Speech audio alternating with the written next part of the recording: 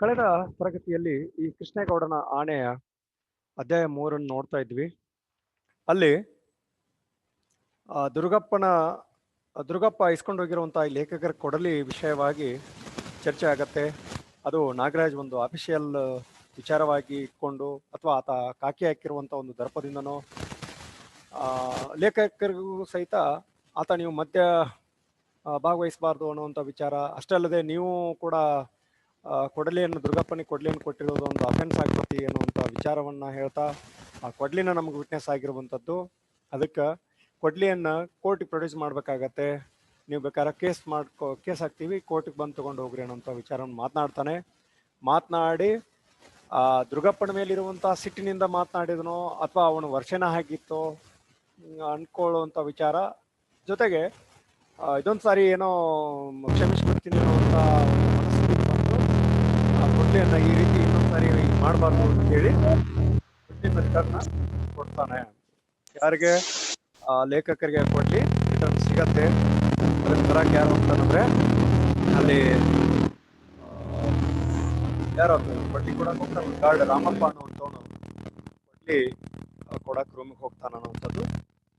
ಅಷ್ಟೇ ಅಲ್ಲದೆ ಇಲ್ಲ ನಾನ್ ಕಡ್ದಿಲ್ಲ ಅದನ್ನ ಮರವನ್ನು ಹಾಳು ಮಾಡಿರೋದು ಯಾವುದು ಅಂದ್ರೆ ಕೃಷ್ಣೇಗೌಡನ ಆನೆ ಅಂತ ಹೇಳಿ ಆತ ನಾಗರಾಜನಿಗೆ ದುರ್ಗಪ್ಪ ಹೇಳಿದಾಗ, ಮತ್ತೆ ನೀನು ಏನೋ ಉಪಕಾರಗಳು ಏನೋ ಇದ್ರು ಬರವಣಿಗೆಯಲ್ಲಿ ಕೊಡು, ಬೇಕಾದ್ರೆ ಬರವಣಿಗೆಗಳು ಕೊಟ್ಟೆ ಅಂದ್ರೆ ಅದ್ರ ಆನೆ ಮೇಲೆ ಆಕ್ಷನ್ ತಗೊಳ್ತಾನೋ, ಅದಕ್ಕೆ ಬರಿ ಕೊಡ್ತಾನೋ, ಅದನ್ನ ಕಟ್ಟಿ ಹಾಕ್ತಾನೋ ಅನ್ನುವಂಥ ವಿಚಾರವನ್ನು ಕೂಡ ಹೇಳ್ತಾನೆ.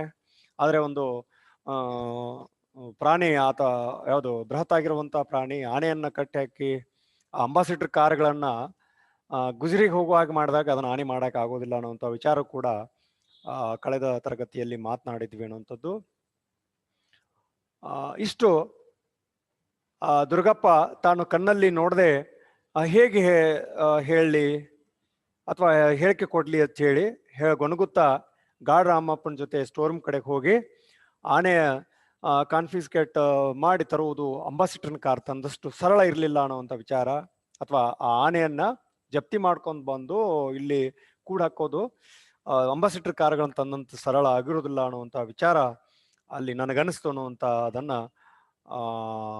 ಲೇಖಕರು ಹೇಳ್ಕೊಳ್ತಾರೆ. ಇಲ್ಲಿವರೆಗೂ ಕಳೆದ ಕ್ಲಾಸ್ನಲ್ಲಿ ಮುಗಿದಿತ್ತು. ಇನ್ನು ನಾಲ್ಕನೇ ಅಧ್ಯಾಯದಲ್ಲಿ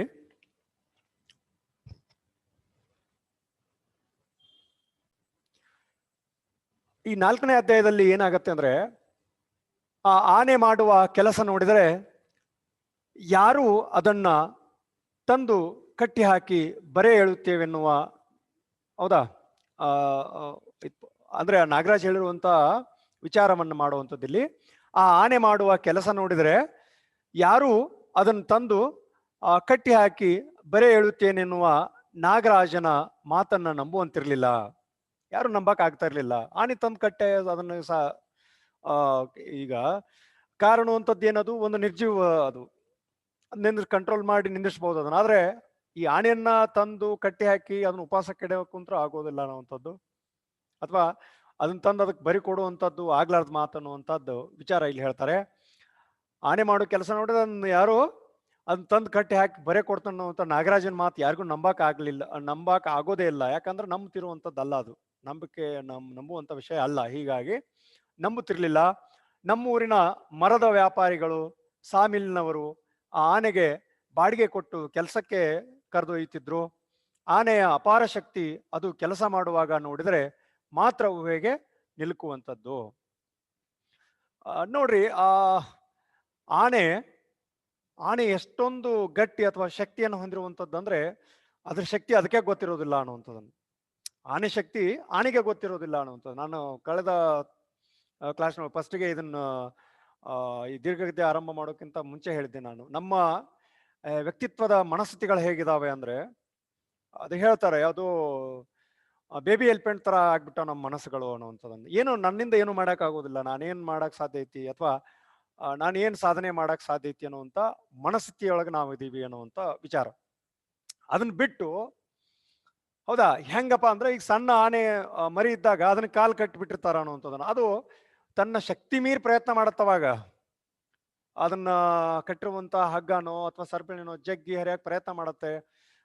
ಸಾಕಷ್ಟು ಪ್ರಯತ್ನ ಮಾಡಿ ಮಾಡಿ ಮಾಡಿ ಸುಸ್ತಾಗಿ ಬಿಟ್ಬಿಡುತ್ತೆ. ಯಾಕಂದ್ರೆ ಅದು ತನ್ನ ಶಕ್ತಿಯ ವ್ಯತೆ ಪೂರ್ಣ ಆದ್ರೂ ಸಹಿತ ಅಲ್ಲಿ ಅದು ಸರಪಳಿ ಗಟ್ಟಿಯಾಗಿರುತ್ತೆ. ಯಾಕಂದ್ರೆ ಸಣ್ಣ ಮರಿ ಇರುವಾಗ, ಸಣ್ಣ ಮರಿ ಇದ್ದಾಗ ಪ್ರಯತ್ನ ಮಾಡಿ ಬಿಟ್ಟಂತ ಆಣೆ ದೊಡ್ಡದಾದ್ರ, ಹೌದಾ, ದೊಡ್ಡದಾದ ಆದ ನಂತರ ಆ ಸರಪಳಿಯನ್ನ ಕಿತ್ಕೊಳಕ್ ಆಗೋದಿಲ್ಲ. ಅದಕ್ಕ ಯಾಕೆ ಆಗೋದಿಲ್ಲ ಅಂದ್ರೆ ಅದು ಪ್ರಯತ್ನ ಮಾಡೋದಿಲ್ಲ. ಆನೆ ಅಪಾರವಾದಂತ ಶಕ್ತಿ, ಇದು ಕೆಲಸ ಮಾಡುವಾಗ ನೋಡಿದ್ರೆ ಊಹೆಗೆ ಮಾತ್ರ ನಿಲ್ಕುವಂಥದ್ದು ಅಂತ ಹೇಳ್ತಾರೆ. ಅಲ್ಲಿ ಯಾರು ಮರದ ವ್ಯಾಪಾರಿಗಳಾಗಿರ್ಬೋದು, ಸಾಮಿಲ್ನವ್ರು, ಕಟ್ಟಿಗೆ ಕುರಿ ಮಿಷನ್ ಇರ್ತದೆ, ಸಾಮಿಲ್ನವ್ರಾಗಿರ್ಬೋದು, ಅದನ್ನ ಬಾಡಿಗೆ ಕೊಟ್ಟು ಕೆಲ್ಸಕ್ಕೆ ತಗೊಂಡು ಹೋಗಿರ್ತಾರಲ್ಲ, ಅವರು ಅದ್ರ ಶಕ್ತಿ ಬಗ್ಗೆ ಊಹಿಸುವಂತ ನೋಡಿರ್ತಾರ, ಕಂಡಿರ್ತಾರ ಅನ್ನುವಂಥದ್ದನ್ನು. ಆದ್ರೆ ಬೇರೆ ವಿಚಾರಗಳನ್ನು ಹೇಳುವಂಥದ್ದು, ಅದು ಎಷ್ಟೋ ಶಕ್ತಿ ಇದ್ರೂ ಸಹಿತ ಅದ್ ಕಾಲಿಗೆ ಒಂದು ಹಗ್ಗ ಕಟ್ಟಿಬಿಟ್ರಂದ್ರ ಸ್ವಲ್ಪ ಟ್ರೈ ಮಾಡ್ತದ. ಅದು ಹೆಂಗ್ ಟ್ರೈ ಮಾಡತ್ತಂದ್ರ, ತನ್ನ ಸಣ್ಣ ವಯಸ್ಸಿನಲ್ಲಿ ಮನಸ್ಥಿತಿ ಹೇಗಿರತ್ತೋ ಆ ಮನಸ್ಥಿತಿ ಇಟ್ಕೊಂಡ ಟ್ರೈ ಮಾಡ್ತತಿ. ಸ್ವಲ್ಪ ಜಗ್ತತಿ, ಅದು ಹಗ್ಗ ಅಥವಾ ಸರಪಳಿ ಜಗ್ಗಿದಂಗ್ ಮಾಡೋಣ, ಇದರಿಂದ ನಾನು ಬಿಡಿಸ್ಕೊಳಕ್ ಆಗೋದಿಲ್ಲ, ಯಾಕಂದ್ರೆ ಮೊದಲು ಅದು ಪ್ರಯತ್ನ ಮಾಡಿ ಬಿಟ್ಟಿರ್ತತಿ ಅನ್ನೋಂಥದ್ದನ್ನ. ಒಂದ್ ವೇಳೆ ದೊಡ್ಡದಾದ ನಂತರನು ಅವ್ರು ಹಚ್ಚಿರುವಂತ ಹಗ್ಗನೋ ಅಥವಾ ಸರಪಳಿನೋ ಒಂದ್ ಜಸ್ಟ್ ಹಿಂಗ್ ಒಂದ್ ಕಾಲ್ ಮೂಮೆಂಟ್ ಮಾಡಿಬಿಟ್ರೆ ಸಾಕು, ಕಿತ್ತೋಗ್ತಿರುತ್ತ ಅದು. ಆದ್ರೆ ಅದು ಪ್ರಯತ್ನ ಮಾಡೋದಿಲ್ಲ. ಅಂದ್ರೆ ತನ್ನಲ್ಲಿ ಅಪಾರವಾದಂತ ಶಕ್ತಿ ಐತೆ ಅನ್ನುವಂಥದ್ದು ಗೊತ್ತಾಗೋದಿಲ್ಲ. ಆ ರೀತಿ ಮನಸ್ಥಿತಿಗೆ ಆನೆ ಬಂದ್ಬಿಟ್ಟಿರ್ತತಿ. ನಾವು ಓದ್ತಿರುವಂತವ್ರು ಎಲ್ರೂ ನಮ್ಮ ಮನಸ್ಥಿತಿಗಳು ಹಾಗೆ. ಎಲ್ಲರ ಮನಸ್ಥಿತಿಗಳು ಹೆಂಗಿರ್ತಾವಂದ್ರ ಅಗಾಧ ಪೂರ್ಣವಾದಂತಹ ಜ್ಞಾಪಕ ಶಕ್ತಿಯನ್ನು ಹೊಂದಿರ್ತತಿ. ಅದನ್ನ ಬಳಕೆ ಮಾಡ್ಕೊಳ್ಳದೆ ಇರುವಂತದ್ದಾಗಿರ್ಬೋದು, ಅಥವಾ ಅದನ್ನ ನನ್ನಿಂದ ಏನ್ ಮಾಡಕ್ ಸಾಧ್ಯ ಐತಿ ಅನ್ನುವಂಥದ್ದು ಕೂಡ ಆಗಿರ್ಬೋದು. ಯಾರ ನೋಡ್ತಾರ ನೋಡಿ, ಇಲ್ಲ ಈ ಸರಿ ನಾನು ಕಾಲೇಜ್ಗೆ ಟಾಪ್ನಾಗ ಬರ್ತಾನ, ಟಾಪ್ 10 ಒಳಗೆ ಇರ್ತಾನ, ಅಥವಾ ಟಾಪ್ ಬರ್ತಾನ ಅಂತ ಅನ್ಕೊಂಡ್ರ ಅವನ ಜೊತೆ ಇದ್ದಾವ್ ನಗ್ತಿರ್ತಾನ, ಅವ್ ನೀನೇನ್ ಬರಕ್ ಸಾಧ್ಯ ಐತ್ಲಿ ಅಂತೇಳಿ. ಅಥವಾ ಇಲ್ಲ ದೋಸ್ತ್, ನಾನು PSI ಆಗ್ತಾನು, IAS ಮಾಡ್ತಾನು, KS ಮಾಡ್ತಾನು, ಅಥವಾ ಯಾವುದು PSI ಆಗ್ತಾನೆ, PC ಆಗ್ತಾನ ಅನ್ನುವಂಥದ್ದು, ಟೀಚರ್ ಆಗ್ತಾನ ಅನ್ನುವಂಥದ್ದು. ನಿನ್ನಿಂದ ಏನಾಗ್ತತಿ ಅನ್ನುವಂಥದ್ದು. ಯಾಕೆ ಹಂಗ ಹೇಳ್ತಾ ಇದ್ರ, ನಿಮ್ಮ ಅಪಾರವಾದಂತ ಪಾಂಡಿತ್ಯದ ಶಕ್ತಿ ಅವ್ರು ನೋಡಿರೋದಿಲ್ಲ. ಅದು ನಮ್ಮ ಮನಸ್ಥಿತಿಗೂ ಹಾಗೆ ಆಗ್ಬಿಟ್ಟಿರ್ತದೆ. ಹೌದು, ನನ್ಗಿಂತ ಹೆಚ್ಚು ಪರ್ಸೆಂಟೇಜ್ ಮಾಡಿದವನ ಹಿಂಗ್ ಕುತ್ಕೊಂಡ್ಬಿಟ್ಟಾನ, ನನ್ನಿಂದ ಏನ್ ಮಾಡಕ್ ಸಾಧ್ಯ ಐತಿ, ನಾ ಏನ್ ಮಾಡಕ್ ಸಾಧ್ಯ ಐತಿ ಅನ್ನುವಂತ ವಿಚಾರವನ್ನು ಕೂಡ ಅಲ್ಲಿ ಕಂಡ್ಕೋಬೇಕಾಗ್ತತಿ. ಆ ಆನೆಯ ಅಪಾರ ಶಕ್ತಿಯನ್ನ ಅಲ್ಲಿ ಕೆಲಸ ಮಾಡುವಾಗ ನೋಡ್ರೆ ಗೊತ್ತಾಗ್ತತಿ ಅನ್ನುವಂತ ಮಾತನ್ನು ಹೇಳ್ತಾ, ವೇಲಾಯುಧನ ಹಿಂದೆ ತಲೆ ತಗ್ಗಿಸಿಕೊಂಡು ನಡೆದು ಹೋಗುವಾಗ ನೋಡಿದರೆ ನಮಗೆ ಅಂದಾಜು ಸಿಗುವುದೇ ಇಲ್ಲ. ಅದು ಆನೆ ತಲೆ ತಗ್ಗಿಸ್ಕೊಂಡು ಹೋಗ್ತಾ ಇತ್ತಂದ್ರೆ ನಮಗೆ ಅಂದಾಜು ಸಿಗೋದಿಲ್ಲ, ಇದೇನ್ ಶಕ್ತಿ ಐತಿದ್ರಲ್ಲಿ ಅನ್ನುವಂತ ವಿಚಾರ ಬರ್ತತಿ ಅನ್ನುವಂತ ಮಾತನಲ್ಲಿ ಹೇಳ್ತಾರೆ. ಅಂದಾಜು ಸಿಗುವುದೇ ಇಲ್ಲ. ದೊಡ್ಡ ದೊಡ್ಡ ಮರಗಳಿಗೆ ಹಣೆ ಹಚ್ಚಿ ಅದು ಒಮ್ಮೆ ತಳ್ಳಿದರೆ ಸಾಕು, ಬೇರುಗಳೆಲ್ಲ ಪಟಪಟ ನೆಲದಿಂದ ಎದ್ದು ಮರ ಬುಡ ಸಮೇತ ಪಲ್ಟಾಯಿಸಿ ಬಿಡುತ್ತದೆ. ಈಗ ಆನೆಯನ್ನ ನಾವು ಈ ಯಾವುದೋ ನ್ಯೂಸ್ನೊಳಗೆ ನೋಡಿರುವಂಥದ್ದು, ಅಥವಾ ಈ ಜಾಗ್ರಫಿಕಲ್ ಚಾನೆಲ್ಗಳು ಬರ್ತಾವಲ್ಲ ಅದ್ರಾಗ ನೋಡಿರುವಂಥದ್ದಾದ್ರೆ ಆನೆಯ ಶಕ್ತಿ ಎಷ್ಟು ಅಪಾರ ಅನ್ನುವಂಥದ್ದು ಗೊತ್ತಾಗ್ತತಿ. ಅದು ಮದವೇರಿದಾಗ ನೋಡ್ಬೇಕದು, ಇದ್ರಿಗೆ ಏನ್ ಬರ್ತದೆ ಅದನ್ನ ತಗೊಂಡು ಚಿಮ್ಕೊಂಡು ಹೋಗ್ತಾ ಇರ್ತತಿ, ತನ್ನ ಕೋರೆಯಿಂದ ನೂಗ್ತಾ ಇರ್ತತಿ, ತಲೆಯಿಂದ ಹೊಡಿತಾ ಇರ್ತತಿ. ಅಷ್ಟು ಅಪಾರವಾಗಿರುವಂತ ಶಕ್ತಿ ಅದು. ಆದ್ರೆ ಅದಕ್ಕ ಗೊತ್ತಿಲ್ಲದ ಹಾಗೆ ತನ್ನ ಒಂದು ಮನಸ್ಥಿತಿಯನ್ನು ಬೆಳೆಸ್ಕೊಂಡ್ಬಿಟ್ಟಿರ್ತತ ಅದು. ಎಲ್ಲಿ ನೋಡೋದು, ನಾನು ಕಟ್ಟಿಗೆಯನ್ನ ನೂಗ್ತಿರ್ಬೇಕಾದ್ರೆ ಅಥವಾ ಗಿಡವನ್ನ ಹೊಳಸ್ಬೇಕಾದ್ರೆ ಅಲ್ಲಿ ಯೂಸ್ ಮಾಡುವಂತ ಶಕ್ತಿಯನ್ನ ಆ ಚೈನ್ ಕಟ್ಟಿದಾಗೋ ಅಥವಾ ಒಂದು ಹಗ್ಗ ಕಟ್ಟಿದಾಗೋ ಅದು ಬಳಕೆ ಮಾಡ್ಕೊಳ್ಳೋದಿಲ್ಲ. ಅದೇ ನಮ್ಮಲ್ಲಿ ಸಾಕಷ್ಟು ಪಾಂಡಿತ್ಯತೆ ಇರ್ತತಿ, ಓದಿದ್ ನೆನಪಿಟ್ಕೊಳ್ಳುವಂಥದ್ದು ಅಥವಾ ನೆನಪುಳಿದೇ ಇರುವಂಥದ್ದು ಸಾಕಷ್ಟು ಇರ್ತತಿ. ಆದ್ರೆ ಅದನ್ನ ಸರಿಯಾದ ಕ್ರಮದೊಳಗ ಬಳಕೆ ಮಾಡ್ಕೊಂಡಿವಂದ್ರೆ ಯೂಸ್ ಆಗಕ್ ಸಾಧ್ಯ ಐತಿ. ಈಗ ನೀರಾಗಿದ್ದಾಗ ಮಾತ್ರ ಈಜ್ಬೇಕು. ನೀನ್ ಹಂಗ ನಡ್ಕೊಂಡು ಹೋಗ್ತಿದ್ರು ಹಂಗ ಈಜಾಡ್ಕೊಂಡು ಹೋದಂಗ ಹೋಗ್ತಿದ್ರ, ರೈಟ್? ಆ ತರ ಇರುವಂತದ್ದು. ನೀರಾಗಿದ್ದಾಗ ಯಾವ ರೀತಿ ಈಜ್ಬೇಕನ್ನುವಂಥದ್ದು ಈಜ್ಬೇಕಲ್ಲಿ. ಅಲ್ಲಿ ನಾನು ನೀರಾಗಿ ನಡ್ಕೊಂಡು ಹೋಗ್ತಾನ ಮುಳುಗಿ ಸಾಯ್ಬೇಕಾಗ್ತದ ಅಷ್ಟೇ, ರೈಟ್? ನೆಲದ ಮೇಲೆ ನಡ್ಕೊಂಡು ಹೋಗ್ಬೇಕು, ನೀರಾಗಿ ಈಜ್ಬೇಕು, ಉಲ್ಟಾ ಪಲ್ಟಾ ಹಾಕ್ಬಾರ್ದು ಅನ್ನುವಂಥದ್ದನ್ನು. ಅದು ನಮ್ಮ ಮನಸ್ಥಿತಿಗಳು ಉಲ್ಟಾ ಪಲ್ಟಾ ಇದ್ದಾವ ಅನ್ನುವಂಥದ್ದು. ಈ ಆನೆಯನ್ನ ಕಟ್ಟಿ ಹಾಕಿರುವಂಥದ್ದು ಸ್ವಲ್ಪ ಜಗ್ಗಿರ ಸಾಕು ಕಿತ್ತೋಗ್ತತಿ, ಆದ್ರೆ ಅಲ್ಲಿ ಮರಗಳನ್ನು ಉರುಳಿಸುವಾಗ ನೋಡಿದ್ರೆ ಅದ್ರ ಶಕ್ತಿ ಅಪಾರ ಐತೆ ಅನ್ನೋಂಥದ್ದು ಗೊತ್ತಾಗ್ತತಿ. ಹಿಂಗ ಆಯಾ ಮನಸ್ಥಿತಿಗಳ ಮೇಲೆ ಹೋಗ್ತಾ ಇರತ್ತೆ. ವಿದ್ಯಾರ್ಥಿಗಳಾದಂತ ನೀವುಗಳು ಏನ್ ಮಾಡ್ಬೇಕಾಗ್ತತಿ ಅಂದ್ರೆ, ಯಾರು ಏನೋ ಹೇಳಿದ್ರು ತಲೆ ಕೆಡ್ಸ್ಕೋಬಾರ್ದು, ನೀವು ಓದ್ತಾ ಇರ್ಬೇಕು. ಆ ಓದಿನ ತಕ್ಕ ಹಾಗೆ ನಿಮ್ಗೆ ಪ್ರತಿಫಲ ಸಿಗ್ತತಿ. ಆ ಅಪಾರವಾದಂತ ಶಕ್ತಿ ನಿಮ್ಮಲ್ಲಿ ಇರ್ತತಿ ಅನ್ನುವಂಥದ್ದು ಅಷ್ಟೇ. ಅದು ಇಲ್ಲಿಗ ಈ ಪಾಠಕ್ಕೆ ಅನುಗುಣ ಹಾಗೆ ಅಂದ್ರೆ ಆನೆಯಲ್ಲಿ ಅಪಾರ ಶಕ್ತಿ ಐತಿ, ಆದ್ರೆ ಅದಕ್ಕೆ ಗೊತ್ತಿಲ್ಲ ಅನ್ನುವಂಥದ್ದು ವಿಚಾರ. ದೊಡ್ಡ ದೊಡ್ಡ ಮರಗಳನ್ನ ಹಣೆ ಕೊಟ್ಟು ಅದನ್ನು ಉರುಳಿಸ್ಬೇಕಾದ್ರೆ ಬೇರುಗಳೆಲ್ಲ ಪಟಪಟ ಮುರಿದು ಇಡೀ ಮರಾಣೆ ಫಲ್ಟಾಯಿಸಿ ಬೀಳ್ತದೆ, ಬುಡ ಏನು ಬುಡ ಮೇಲಾಗಿ ಬೀಳುವಂಥದ್ದು ಅಷ್ಟು ಶಕ್ತಿಯನ್ನು ಹೊಂದೈತಿ. ತೀರಾ ದೊಡ್ಡ ಮರಗಳಾದರೆ ಅವುಗಳ ಬುಡದಲ್ಲಿನ ಮಣ್ಣು ಬಿಡಿಸಿ ಅಡ್ಡ ಬೇರುಗಳನ್ನ ಕಡಿದು ಆನೆಗೆ ತಳ್ಳಲು ಹೇಳ್ತಿದ್ರು. ಎಂಥ ಮರಗಳಾದರೂ ಆನೆಯ ದೈತ್ಯ ಶಕ್ತಿಯ ಎದುರು ಚಿತ್ಕರಿಸಿ ನೆಲಕ್ಕೆ ಉರುಳುತ್ತಿದ್ವು, ಚಿತ್ತಾಗಿ ಬೀಳ್ತಿದ್ವು ಅನ್ನುವಂಥದ್ದನ್ನು. ಹೌದಾ, ಬೇರ್ ಮ್ಯಾಕಾಗಿ ಕೊಂಬೆಗಳೆಲ್ಲ ಕೆಳಗಾಗಿ ಬೀಳ್ತಿದ್ವು. ಅಷ್ಟೊಂದು ಶಕ್ತಿಯುತವಾಗಿರುವಂಥ ಆನೆ ಆ ಮರಗಳನ್ನ ಬೀಳಿಸ್ತಾ ಇತ್ತು. ಈ ರೀತಿ ಅಪಾರವಾದಂಥ ಶಕ್ತಿ ಆನೆ ಹೊಂದಿದ್ರೂ ಸಹಿತ ಅದು ಹಲವಾರು ಈ ಘಟನೆಗಳಿಗೆ ಕಾರಣ ಆಗತ್ತೆ ಅನ್ನುವಂಥದ್ದು ನೋಡೋಣ. ಅದು ಮರ ಉರುಳಿಸುವ ಪರಿ ನೋಡಿದರೆ ಕಾಡಿನಲ್ಲಿ ಆನೆಗಳ ಕೈಯಿಂದ ತಪ್ಪಿಸಿಕೊಳ್ಳಲು ಮರ ಹತ್ತುವವರು ಮೂರ್ಖರೆಂದೇ ನನ್ನ ಅಭಿಮತ.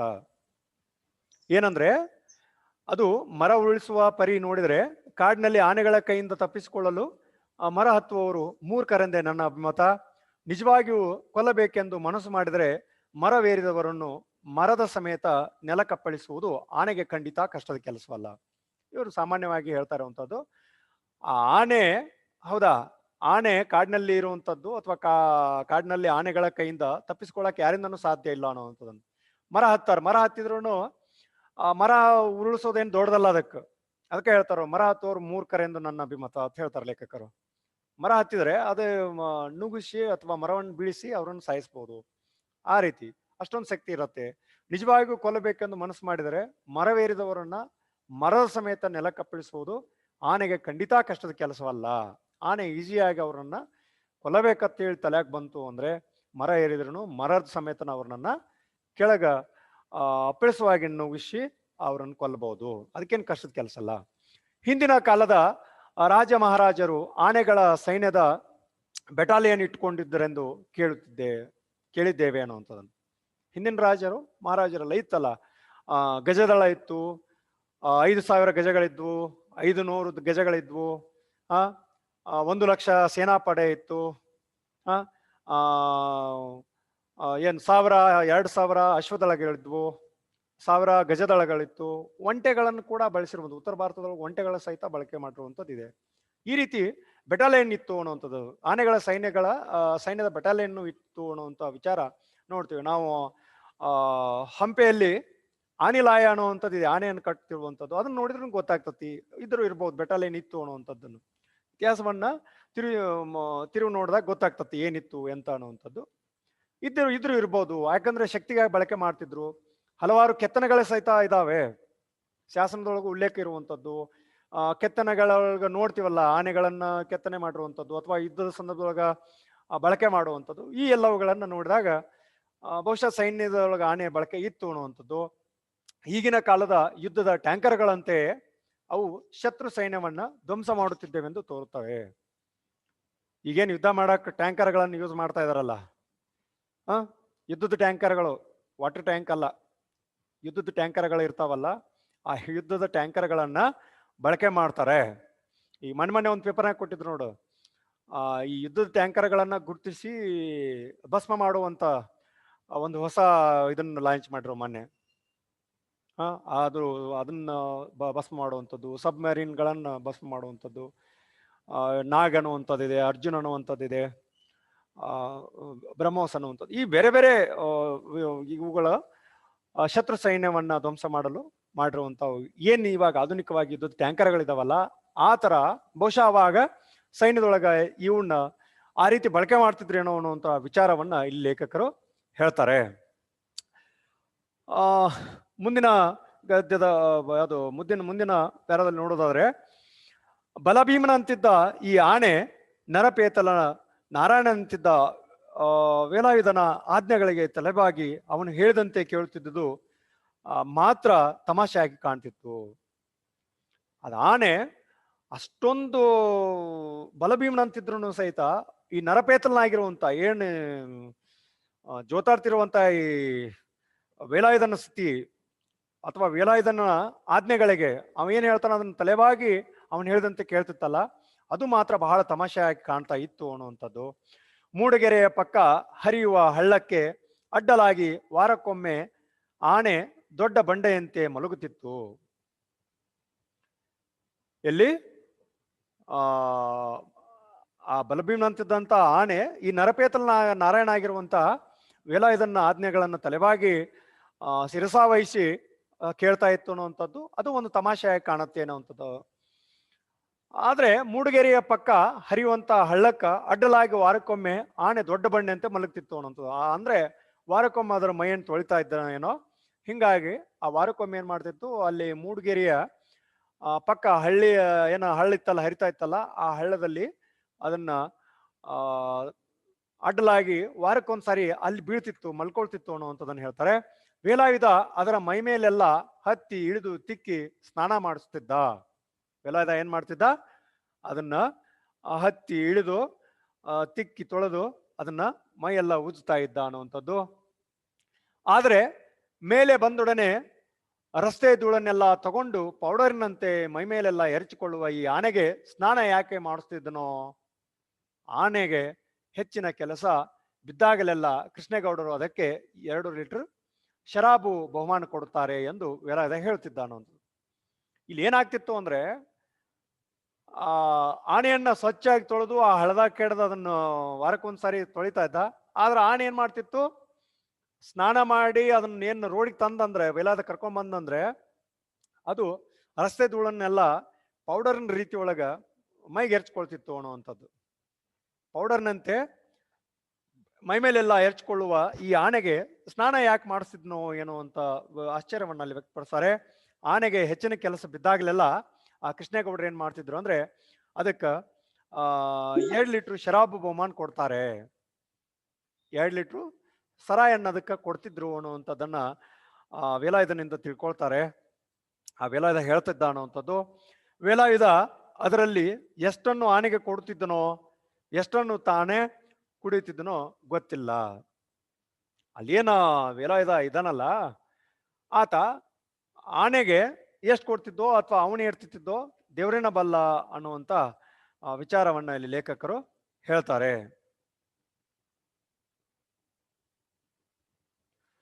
ರೈಟ್, ಈ ತರ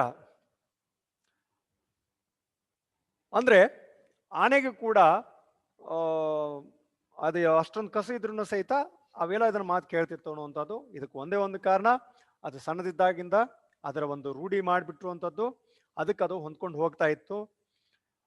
ಜೊತೆಗೆ ಅದನ್ನ ಮೈ ಎಲ್ಲ ತೊಳಿತಾ ಇರುವಂಥದ್ದು ವೇಲಾಯುಧನೇ ತೊಳಿತಾ ಇದ್ದ. ಜೊತೆಗೆ ಅದಕ್ಕೆ ಕೆಲಸ ಜಾಸ್ತಿ ಬಿದ್ದಾಗ ಏನ್ ಮಾಡ್ತಿದ್ದ ಕೃಷ್ಣೇಗೌಡ, 2 ಲೀಟರ್ ಶರಾಬನ್ನ ಬಹುಮಾನ ಕೊಡ್ತಿದ್ದ ಅನ್ನುವಂಥದ್ದು. ಆ ಲೇಖಕರು ಹೇಳ್ತಾರೆ, ಅದನ್ನ ಏನ್ ಆನೆಗೆ ಎಷ್ಟು ಕುಡಿಸ್ತಿದ್ನೋ ಅಥವಾ ತಾನೆಷ್ಟು ಕುಡ್ತಿದ್ನೋ ಆ ದೇವರೇ ಬಲ್ಲ ಅನ್ನುವಂಥ ರೀತಿ ಒಳಗ ಗೊತ್ತಿಲ್ಲ ಅನ್ನುವಂಥ ರೀತಿಯಲ್ಲಿ ಅವರು ಲೇಖಕರು ಹೇಳ್ತಾರೆ. ಆದ್ರೆ ಈ ಇಬ್ಬರ ಮದ್ಯಪಾನದ ದೆಸೆಯಿಂದ ಈ ಬೇಸಿಗೆಯಲ್ಲಿ ಮತ್ತೆ ಇವರ ಹಗರಣಗಳು ಪ್ರಾರಂಭವಾದವು. ಈ ಮದ್ಯಪಾನದ ದೆಸೆಯಿಂದ ಈ ಬೇಸಿಗೆಯಲ್ಲಿ ಮತ್ತೆ ಇವರ ಹಗರಣಗಳು ಪ್ರಾರಂಭವಾದವು. ಆನೆ ಒಬ್ಬ ಲಾರಿ ಡ್ರೈವರ್ ಮರಣಕ್ಕೆ ಕಾರಣವಾಯಿತೆಂದು ಗುಸುಗುಸು ಗಾಳಿ ಸುದ್ದಿ ಹಬ್ಬಿತ್ತು. ಇಲ್ಲಿ ಏನಾಗ್ತತಿ, ಈ ರೀತಿ ಇರ್ಬೇಕಾದ್ರೆ ವಿಚಾರ, ಒಂದಿನ ಏನಾಯ್ತು, ಈ ಇಬ್ರು ಮದ್ಯಪಾನದಿಂದಲೇ, ದೆಸೆಯಿಂದ ಅಂದ್ರೆ ಅದರಿಂದಲೇ ಅನ್ನುವಂಥದ್ದು, ಮದ್ಯಪಾನದಿಂದಲೇ ಏನಾಯ್ತು, ಒಂದು ಬೇಸಿಗೆಯಲ್ಲಿ ಮತ್ತೆ ಇವರು ಹಗರಣಗಳು ಪ್ರಾರಂಭ ಆದವು. ಅಂದ್ರೆ ಮತ್ತೆ ಬೇಸಿಗೆ ಸ್ಟಾರ್ಟ್ ಆಗಿತ್ತು. ಒಂದು ಬೇಸಿಗೆ ಒಳಗೆ ಒಂದು ಸುದ್ದಿ ಹೊಂಟಿತ್ತು. ಏನ್ ಸುದ್ದಿ ಹೊಂಟಿತ್ತು ಅಂದ್ರೆ, ಈ ಆನೆ ಒಬ್ಬ ಲಾರಿ ಡ್ರೈವರ್ನ ಮರಣಕ್ಕೆ ಕಾರಣವಾಯ್ತು ಅಂತೇಳಿ ಗುಸುಗುಸು ಗಾಳಿ ಸುದ್ದಿ ನಡೆದಿತ್ತು. ಇಲ್ಲಿ ಗುಸುಗುಸು ಅನ್ನುವಂಥದ್ದು ಏನು, ಯಾವುದು, ದುರುಕ್ತಿನೋ ಅನುಕರಣವನೋ ಅಥವಾ ಜೋಡುನುಡಿನೋ? ರೈಟ್, ಇಲ್ಲಿ ಇದು ಏನಾಗತ್ತೆ, ಏನಾಗ್ತತಿ ಗುಸುಗುಸು ಅನ್ನುವಂಥದ್ದು ಪದ? ದುರುಕ್ತಿ ಆಗೋದಿಲ್ಲ, ಅದು ಅನುಕರಣವೇ ಆಗ್ತತಿ. ದುರುಕ್ತಿ ಹೇಗಾಗತ್ತಂದ್ರೆ, ದ್ವಿ ಅಂದ್ರೆ 2, ಉಕ್ತಿ ಅಂದ್ರೆ ಮಾತು, 2 ಮಾತು ಇರುವಂಥದ್ದು, ಅದು ಅರ್ಥ ಗರ್ಭಿತವಾಗಿರುವಂಥದ್ದು, ಅರ್ಥ ಇರಬೇಕದು. ಅರ್ಥ ಇದ್ದಿದ್ದು 2 ಪದಗಳು ಮತ್ತೆ ಮತ್ತೆ ಬಂತು ಅಂದ್ರೆ, ಹೌದಾ, ಅದು ದುರುಕ್ತಿ ಆಗ್ತತಿ.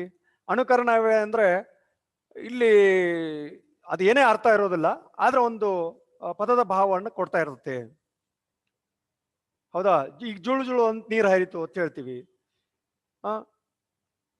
ಪಟ ಪಟ ಅನ್ನುವಂಥದ್ದು ಆ ಪದವನ್ನು ಬಳಕೆ ಮಾಡ್ತೀವಿ.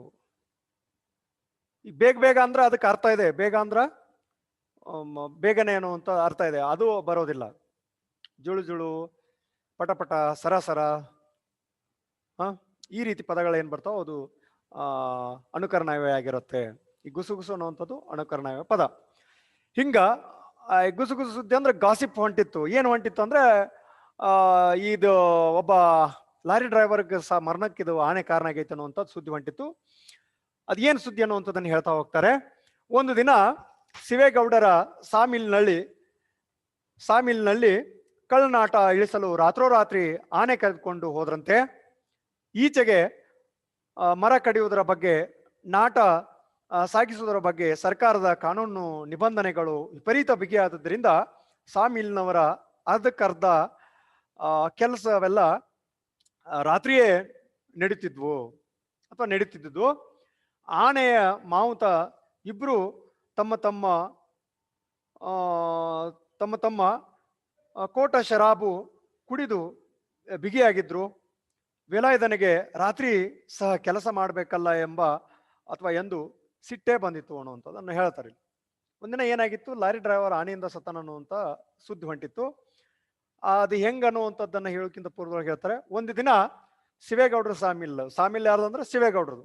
ಆ ಶಿವೇಗೌಡರ ಸಾಮಿಲ್ನೊಳಗ ಕಳ್ಳನಾಟವನ್ನ ಇಳಿಸಲು ರಾತ್ರೋರಾತ್ರಿ ಆನೆ ಕರೆದುಕೊಂಡು ಹೋದ್ರಂತೆ.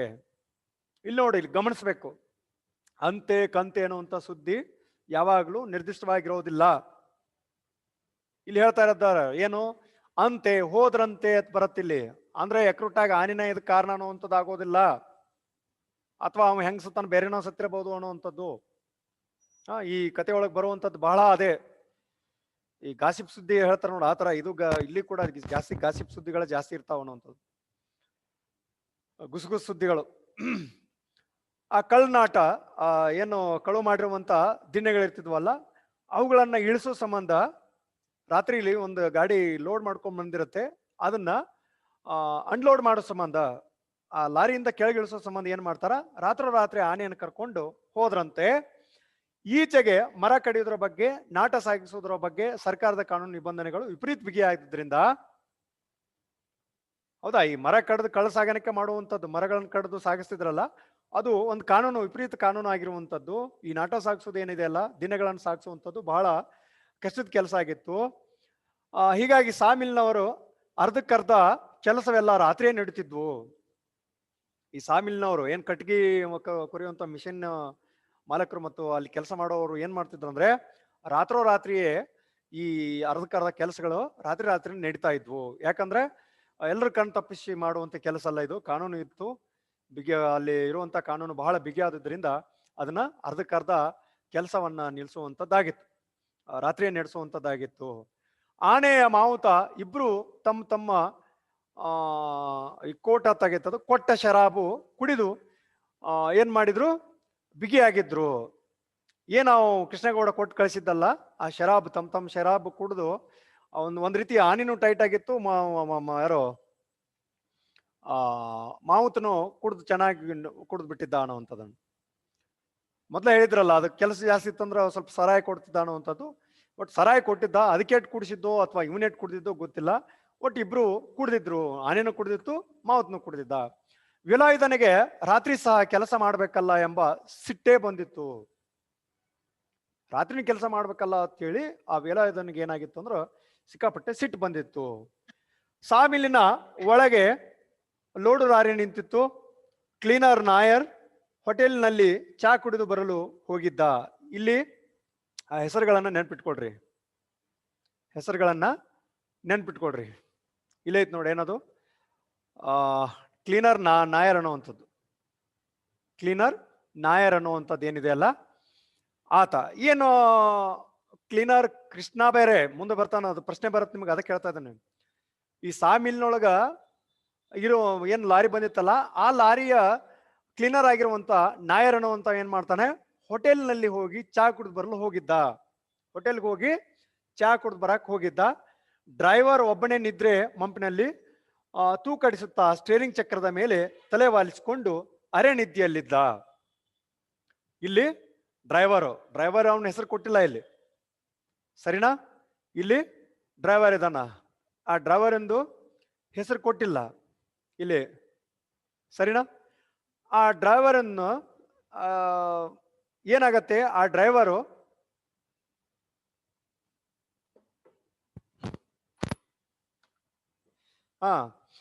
ಡ್ರೈವರ್ ಒಬ್ಬನೇ ಇದ್ದಿದ್ರಿಂದ ಆ ನಿದ್ದೆ ಮಂಪ್ರಿನೊಳಗೆ ಅವನ್ ಏನ್ ಮಾಡಿದ್ದ, ಸ್ಟೇರಿಂಗ್ ಮೇಲೆ ಮಲ್ಕೊಂಡಿದ್ದ ಅನ್ನೋಂಥದ್ದು. ಸ್ಟೇರಿಂಗ್ ಮೇಲೆ ಆ ಚಕ್ರದ ಮೇಲೆ ಆ ಸ್ಟೇರಿಂಗ್ ಏನಿರ್ತಲ್ಲ, ಹ್ಯಾಂಡಲ್ ಇರ್ತತ್ತಲ್ಲ, ಹ್ಯಾಂಡಲ್ ಮೇಲೆ ತಲೆ ವಾಲಿಸ್ಕೊಂಡು ಅರೆ ನಿದ್ದೆಯಲ್ಲಿದ್ದ, ಪೂರ್ತಿ ನಿದ್ದೆ ಇರ್ಲಿಲ್ಲ. ಸರಿನಾ? ಓಕೆ. ಮುಂದೇನಾಯ್ತು ಅಂದ್ರೆ, ಅವನು ಕ್ಲೀನರ್ ಚಾ ಕುಡಿಯಕ್ ಹೋಗಿದ್ದ, ಇಲ್ಲಿ ಇದ್ರುವಂತ ಡ್ರೈವರ ಆ ಚಕ್ರದ ಮೇಲೆ ತಲೆ ಇಟ್ಕೊಂಡು ಅರೆ ನಿದ್ದೆಯೊಳಗಿದ್ದ, ಇನ್ನು ಪೂರ್ಣ ನಿದ್ದೆನೂ ಮಾಡ್ತಿದ್ದಿಲ್ಲ ಅಥವಾ ಎಚ್ಚರನೂ ಇರಲಿಲ್ಲ, ಆ ತರ ಇದ್ದ. ಅಲ್ಲಿ ಮುಂದೆ ಏನಾಗತ್ತೆ ಅಂದ್ರೆ, ಶರಾಬಿನ ನಿಷಾದಲ್ಲಿದ್ದ ವೇಲಾಯುಧನಿಗೆ ಲಾರಿಗೂ ನಾಟಗಳಿಗೂ ಕಟ್ಟಿದ ಹಗ್ಗ ಬಿಗಿದು ಕಟ್ಟಿದ್ದು ಬಿಚ್ಚಬೇಕೆಂದು ಮರ್ತೇ ಹೋಯಿತು. ಅಲ್ಲಿ ಏನಾಯ್ತು ಅನ್ನೋಂಥದ್ನ ಸರಿಯಾಗಿ ಕೇಳಿಸ್ಕೊಡ್ರಿ. ಶರಾಬ್ ಕುಡ್ದಿದ್ರಲ್ಲ, ಯಾರು? ವೇಲಾಯುಧನ ಕುಡ್ದಿದ್ದ ಅಥವಾ ಅವನು ಆನೆನ ಕುಡ್ದಿತ್ತು ಅನ್ನುವಂಥದ್ದು.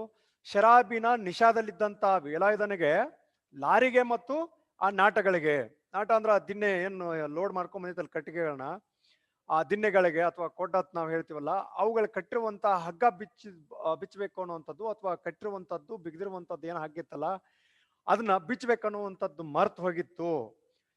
ಹಿಂದು ಮುಂದೆ ನೋಡದೆ ಆನೆಗೆ ಲಾರಿ ಮೇಲಿನ ಹಿಂದು ಮುಂದೆ ನೋಡ್ದೇನೆ ಏನ್ ಮಾಡ್ತಾನೆ, ಆನೆಗೆ ಲಾರಿ ಮೇಲಿನ ದಿಮ್ಮಿಗಳನ್ನ ತಳ್ಳಿ ಉರುಳಿಸಲು ಹೇಳಿದ. ಆನೆಗೆ ಹೇಳ್ತಾನೆ ಏನಂದ್ರೆ, ಆ ಲಾರಿ ಮೇಲೆ ಇರುವಂತ ದಿಮ್ಮಿಗಳನ್ನ ತಳ್ಳಾಕ ಉರುಳ್ಸಾಕ ಆನೆಗೆ ಹೇಳ್ತಾನ. ನಿದ್ದೆಯ ಜೊಂಪಿನಲ್ಲಿದ್ದ ಡ್ರೈವರ್ಗೆ ಎಚ್ಚರ ಆದಾಗ ಪ್ರಪಂಚ ಯಾಕೋ ತಲೆ ಕೆಳಗಾಗುತ್ತಿದೆ ಅನಿಸ್ತು. ಪಾಪ ನಿದ್ಗನಾಗಿರುವಂತ ಡ್ರೈವರ ಒಮ್ಮಿನೊಮ್ಮಲೆ ಎಚ್ಚರ ಆಗತ್ತ ಅವನಿಗೆ.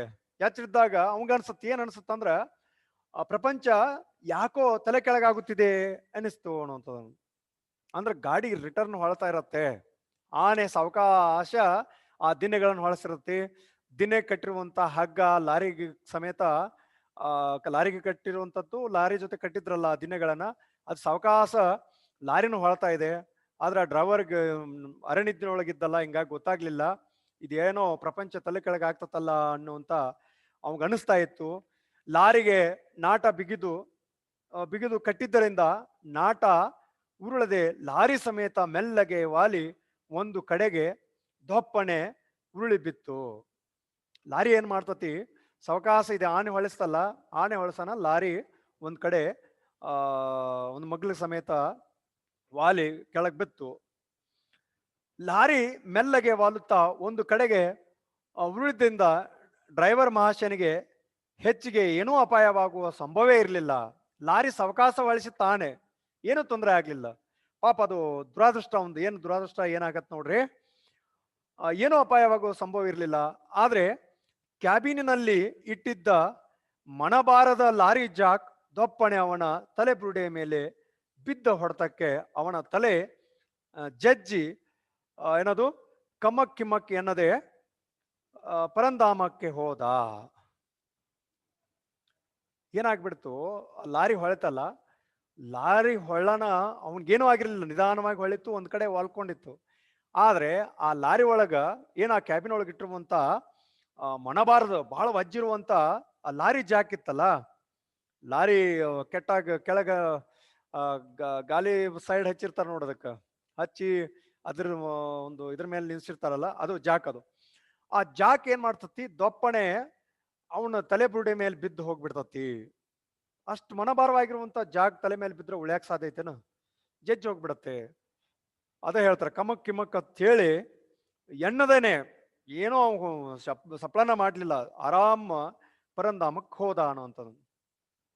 ಪರಂಧಾಮ ಅಂದ್ರ ಒಂದು ಅರ್ಥದೊಳಗೆ ಸ್ವರ್ಗ ಅನ್ನುವಂಥದ್ದು, ಸ್ವರ್ಗ ಕಂಡ್ಬಿಟ್ಟ, ಸತ್ ಬಿಟ್ಟ ಅನ್ನುವಂಥದ್ದು. ಈ ರೀತಿ ಅಲ್ಲಿ ಕ್ಯಾಬಿನ್ ನಲ್ಲಿ ಇಟ್ಟಿರುವಂತ ಮಣಬಾರದ ಲಾರಿ ಜಾಕ್ ಏನ್ ಮಾಡ್ತತಿ, ಅವನ ತಲೆ ಬುರುಡೆ ಮೇಲೆ ಬೀಳ್ತತಿ. ಬಿದ್ದು ಅವ ಏನೋ ಕಮಕ್ ಕಿಮಕ್ ಅನ್ನದೇನೆ ಪರಂಧಾಮಕ್ ಹೋದ. ಅಲ್ಲಿ ಆ ಡ್ರೈವರ್ ಸತ್ತ. ಕುಡಿದ ಮತ್ತಿನಲ್ಲಿ ವೇಲಾಯುಧನಿಗೆ ಇದೇಕೆ ನಾಟ ಉರುಳುವುದರ ಬದಲು ಲಾರಿಯೇ ಉರುಳುತ್ತದೆ ಅರ್ಥವಾಗ್ಲಿಲ್ಲ.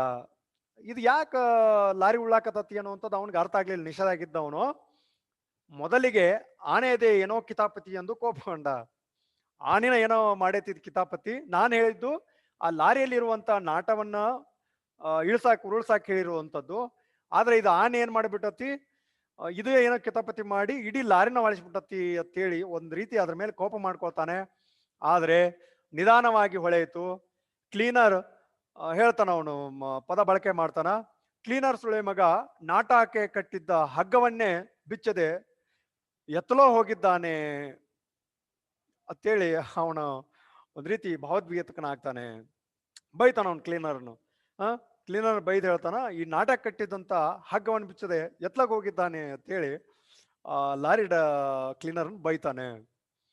ಇಲ್ಲಿ ಅವನು ನೋಡ್ಬೇಕಾಗಿತ್ತ, ಅಥವಾ ಅವನು ಕ್ಲೀನರು ಒಟ್ಟು ಅದನ್ನ ಹಗ್ಗ ಲಾರಿ ಕಟ್ಟಿರುವಂತ ಹಗ್ಗ ಬಿಚ್ಚಿ ಹೋಗ್ಬೇಕಾಗಿತ್ತ?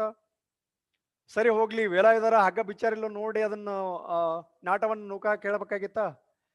ಆನೆರ ಸ್ವಲ್ಪ ಟ್ರೈ ಮಾಡೋಣ ಇಡೀ ಲಾರಿನ ಹೊಳ್ತತಿ ಅಂದ್ರ ಅದು ನುಗ್ಗಿಸ್ತೆ ಸುಮ್ಮನೆ ಇರ್ಬೇಕಾಗಿತ್ತ? ಇಲ್ಲಿ ಯಾವುದು ಏನು ಮಾಡೋದಿಲ್ಲ. ಆನೆ ಹೇಳಿದ ಕೆಲಸ ಶಿರ್ಸಾ ವಹಿಸಿ ಮಾಡ್ಬಿಡ್ತತಿ. ಅದು ಸ್ವಲ್ಪ ನಿಷೇಧಾಗಿತ್ತು, ಅಥವಾ ಈ ವೇಲಾಯುಧ ಫುಲ್ ನಿಷೆ ಆಗಿದ್ದಕ್ಕೆ ಹಂಗಾಯ್ತು ಏನೋ. ಪಾಪ ಅಲ್ಲಿ ಡ್ರೈವರ್ ಸತ್ತ ಹೋಗ್ತಾನೆ. ಅವದಕ್ಕ ಬಿದ್ದು ಸತ್ತಿರೋದಕ್ಕೆ ನೋಡ್ಕೊಂಡು ಬೈತಾನು ಕ್ಲೀನರ. ಸೊಳೆ ಮಗ ಏನು ನಾಟಕ ಕಟ್ಟಿರುವಂಥದ್ದು, ಏನು ದಿನೆಗಳಿಗೆ ಕಟ್ಟಿರುವಂತ ಹಗ್ಗವನ್ನ ಬಿಚ್ಚದೆ ಎತ್ತಾಗ ಹೋಗಿದಾನ ಅಂತ ಹೇಳಿ ಬೈತಾನೆ. ಲಾರಿ ದಢಾರಣೆ ಉರುಳಿದ ಸದ್ದು ಕೇಳಿ ಏನಾಯ್ತೆಂದು ಗಾಬರಿಯಾದ ಶಿವೇಗೌಡರು, ಆ ಲಾರಿ ಕ್ಲೀನರ್ ಎಲ್ಲ ಓಡಿ ಬಂದ್ರು. ಲಾರಿ ಬಿತ್ತಲ್ಲ, ಸಪ್ಳ ಆತಲ್ಲ, ಸಪ್ಳಾಗನ ಚಾ ಕುಡಕ್ ಹೋಗಿರುವಂತ ಕ್ಲೀನರು ಬಂದ, ಆ ಮಿಲ್ ಓನರ್ ಆಗಿರುವಂತ ಶಿವೇಗೌಡರು ಬಂದ್ರು. ಉರುಳಿ ಬಿದ್ದಿರುವ ಲಾರಿ ನೋಡಿ ಕಂಗಾಲಾಗಿ ಹೋದ್ರು. ನಾಟಕ್ಕೆ ಕಟ್ಟಿದ ಹಗ್ಗಗಳನ್ನ ಬಿಚ್ಚಿ ಲಾರಿ ನೆಟ್ಟಗೆ ಮಾಡಲು ಹೇಳಿದ್ರು. ನೋಡಲ್ಲಿ ಏನ ನಾಟಕ ಕಟ್ಟಿದ್ರಲ್ಲ, ಆ ದಿನೇ ಕಟ್ಟಿದ್ರಲ್ಲ, ಆ ಕಟ್ಟಿರುವಂತ ಹಗ್ಗವನ್ನ ಮತ್ತು ಲಾರಿ ಸಮೇತ ಕಟ್ಟಿರುವಂತ ಹಗ್ಗವನ್ನ ಬಿಚ್ಚಿದ್ರು. ಬಿಚ್ಚಿಸಿ ಲಾರಿ ಸೀದಾ ಮಾಡಕ್ ಹೇಳಿದ್ರು. ಅಷ್ಟೊತ್ತರ ನೋಡ್ದ ಆ ಯಾರೋ ಡ್ರೈವರ್ ಅಂತೂ ಹೋಗ್ಬಿಟ್ಟಿದ್ದ ಅನ್ನುವಂಥದ್ದು.